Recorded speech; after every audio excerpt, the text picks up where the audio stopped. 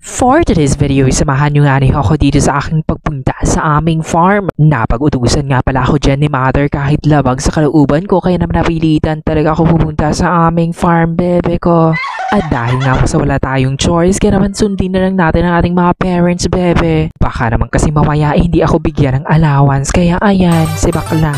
At pagkarating ko nga sa farm, dali-dali ko na nga talagang hinuhugot ang pangtaboy ng ahas, pangtaboy ng maya. Hindi nga talaga ma-drawing yung mukha ko dyan dahil nga talaga ilabag sa kalooban ko ang pagpunta ko dito. Oy, kaya naman sabi ko sa sarili ko, mag-video na lang talaga ako dahil para hindi ako maboring dito sa aming farm. At malay din natin, maging isa rin tayo sa mga content creators sa susunod na taon. Oy, sa susunod na taon pa be. Sa dami na nga talaga ng content creator ngayon, kaya naman naisipan ko nga talagang gumawa na rin ng vlog.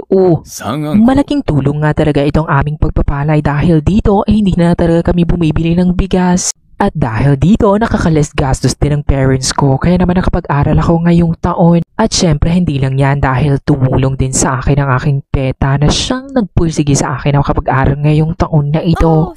Kaya naman laking pasasalamat ko sa kanila at sa mga taong sumusuporta sa akin sa pag-aaral kong ito.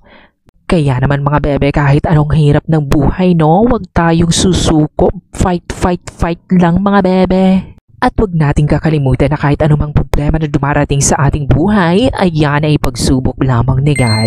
At dapat wag na wag tayong susuko. Iyan ang importante sa life mga bebe. Kaya naman magpatuloy lang tayo sa buhay, ano? Huwag tayong susuko. And that's for my video. Thank you for watching mga bebe. At susunod na video ulit kung may loong mag-like and share. Thank you, mama.